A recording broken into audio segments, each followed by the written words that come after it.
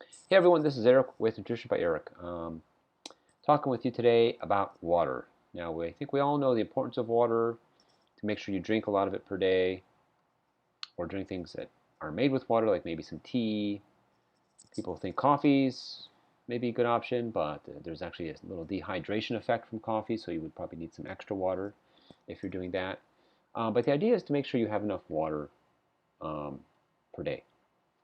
A rule of thumb is to take half of your body weight in pounds and take that number uh, and turn it into ounces. So if you weigh 150 pounds, half that is 75, and that's 75 ounces. That's a rule of thumb you can use to figure out how much you should drink per day. If you're a lighter person, you weigh 100 pounds, so it's 50 um, ounces per day. And if you are aware of gallons, a half gallon is 64 ounces. So you can use that kind of a rule of thumb as well to know how much that is. Um, Also, I bring up water because if you're drinking water in the U.S. and you're on a municipality, it means you're getting water from the city. It's filtered or it's treated, and there's usually a test done of what's in that water before it works its way to your home or apartment or condo. And you can get that report if you look up um, if you look up the water treatment place for your city or county. You should be able to find a report online. I believe every year they publish a report or every quarter, and you can see what's in it, and you can see how many parts per million of things that you probably don't want to be drinking, like cadmium, mercury, aluminum. The list goes on and on. I don't know all of them, but there's some things that are not good. When I've called a few, the most recent one I called when I was on the East Coast, the guy says, there was an aquifer, there was water that they were getting from the city, but above there was a golf course, and they were spraying the golf course with a lot of chemicals, and it leached into the water supply. So, uh, thinking now, I don't know how much filtration they have. I don't know if they filter because that costs them money. They may not have it filtered, and then that water comes to you. It's treated. Treated is not the same as filtered. So they may just put some kind of chlorine or ammonia or sometimes both, which kills some stuff, but it can get to you. And if you just drink water straight out of the tap, you're getting that. And a lot of things I've read over the years is people have medication in their body or birth control as well, which is also a kind of medication. And as they urinate and they excrete, for lack of a better word, it gets in the water supply too, and it's not filtered, and that gets to you as well.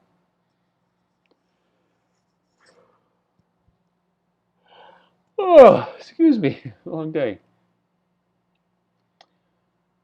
So yeah, so you want to stay healthy, you want to stay energetic, probably, right? So the idea is probably to get a water filter, as simple as a on the counter one that you get a pitcher and you pour the water into it. Takes a little more work, but that can filter for you. Zero, I think, is a good brand, or you get a Berkey, Berkey, and that's a larger one. And same thing, you can pour a couple gallons in there.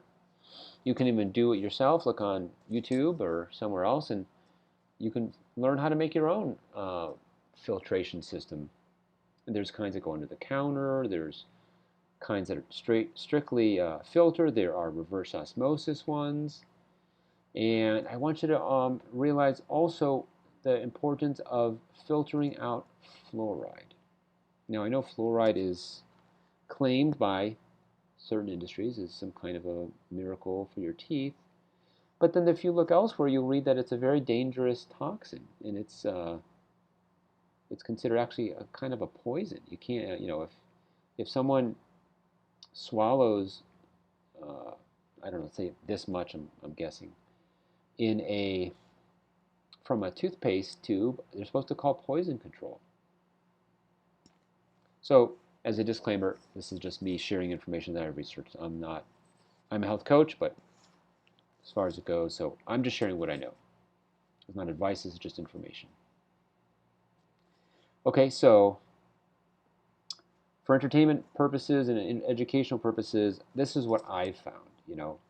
And fluoride doesn't really, I think there are forms of fluoride or fluorine that do occur naturally in water, but not the kind that I think is being added. That's, I think, more of a chemical from what I found. But regardless, you can look into it if you'd like to research this. But what I found is it's better to not have it. And to get rid of it is kind of tricky because the nature, the composition of that, it's a salt. Now, we know salt, like if you pour salt on your food, like here I have some salt here. This is pink Himalayan salt.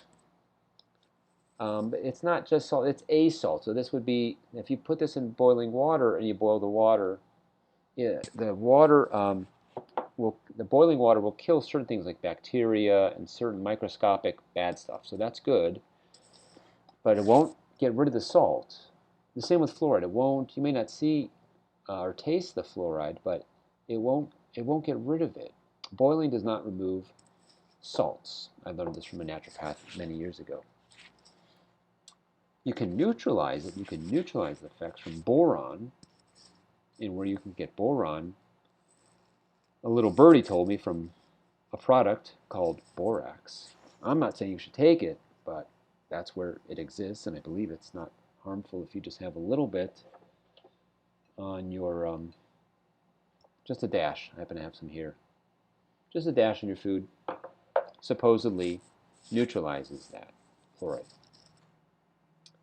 Okay, moving on. Just back on water. Also think about not just when you're drinking water, but when you're showering too. Your pores are also take in water.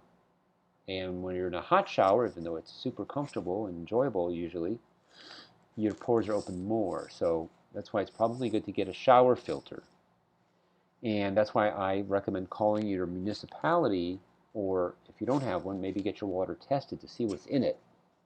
Because if you have just chlorine, for example, you would probably want a filter that filters chlorine. If you have chlorine and ammonia, it's another word.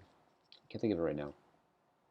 Not chromium, but you would want a filter for that combination. That's a little different, and not every filter does that. What else?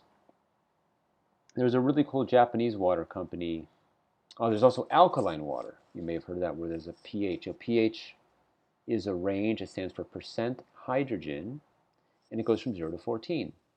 7 is the middle, and it's neutral. It's a logarithmic scale, which means when you go from 0 to 1, that's one level. When you go from 1 to 2, it's 10 times more. So it's taking every step as a times 10, but it's kind of, what's the word? Kind of flattening it.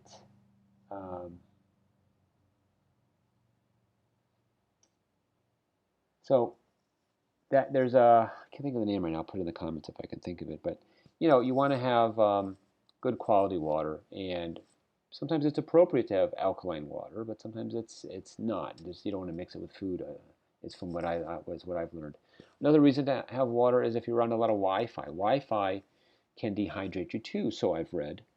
Why? Because it's a signal that's basically like a microwave signal. It's way, way, way, way less powerful, but it's still the same frequency, 2.4 gigahertz, I believe, which is the same as a microwave. The router, that is the same as a microwave. So that can dehydrate you too. So if you're on Wi-Fi a lot, it might be good to drink more water and definitely have it far away from you. So that's it for today, folks. That's a quick lesson on water. If you have any insight or experience, we haven't even talked about other things about writing words on water and how it looks under a microscope and how water holds frequency, maybe another video. This is just a kind of a quick intro to that. So hope that helps. And as always, stay healthy. If you have any more interest or want to learn a little bit more of what I do, just go to nutritionbyeric.com and have more information for you there. Until next time, I'll talk with you later.